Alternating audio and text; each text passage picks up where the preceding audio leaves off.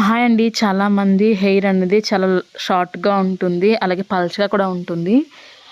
ఈ లాంగ్‌గా ఉండడం కోసం, అలాగే థిక్‌గా ఉండడం కోసం చాలా రకాల హెయిర్ ఆయిల్స్‌ని అయితే యూజ్ చేస్తూ ఉంటారండి.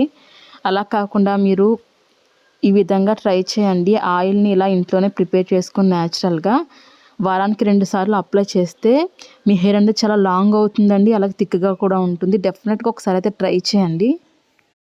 ఈ ఆయిల్‌ని ప్రిపేర్ చేసుకోవడం కోసం ఇలాంటి ఒక చిన్న గిన్నె తీసుకోవాలి. అందులో వచ్చేసి నేను 2 పారాచూట్ ఆయిల్ బాటిల్స్‌ని అయితే వేసుకుంటున్నాను. 10 రూపీస్‌వి. మీ దగ్గర ఇంట్లో ఉండే ఆయిల్‌ని కూడా యూజ్ చేయొచ్చు. నేచురల్‌గా ప్రిపేర్ చేసుకున్న కోకోనట్ ఆయిల్ ఉంటుంది కదండీ!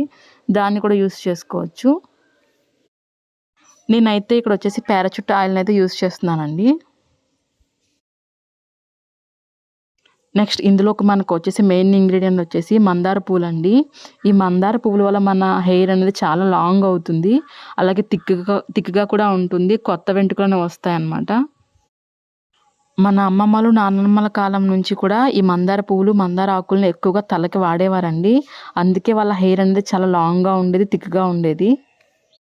ఈ మందార పూలు అనేవి ముద్ద మందారం కాకుండా ఇలా రేఖ మందారం ఉన్నవే తీసుకోండి. అవే మన హెయిర్‌కి మంచిది. ఇక్కడ నేనొచ్చేసి నా హెయిర్ క్వాంటిటీ తగ్గట్టుగా అయితే ప్రిపేర్ చేసుకుంటున్నానండి.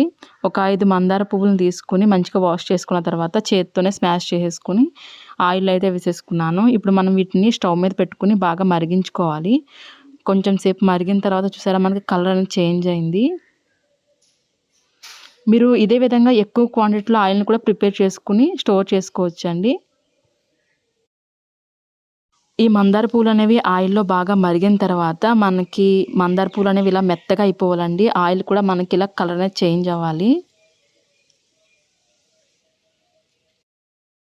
తెల్ల జుట్టుతో బాధపడుతున్న వాళ్ళు ఏంటంటే ఇందులో మీరు కొన్ని కరివేపాకులను కూడా వేసుకోవచ్చు ఈ టైంలోనే. నేనొచ్చేసి కొంచెం మెంతులను కూడా వేసుకుంటున్నానండి. మన స్కాల్ప్‌ని కూల్ చేస్తుంది మెంతులనేవి. అలాగే హెయిర్ గ్రోత్ కూడా బాగా యూజ్ అవుతాయండి. మెంతులు కూడా వేసుకున్న తర్వాత ఇంకొంచెం సేపు బాగా మరిగించుకోవాలి.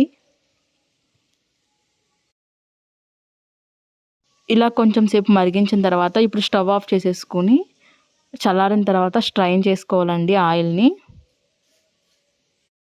ఇలా ఫిల్టర్ చేసుకున్న ఈ ఆయిల్‌లో ఇప్పుడు మీరు లాస్ట్‌గా వచ్చేసి ఆయిల్ చల్లారిన తర్వాత ఇందులో విటమిన్ ఈ క్యాప్సూల్స్ ఉంటాయి కదండీ!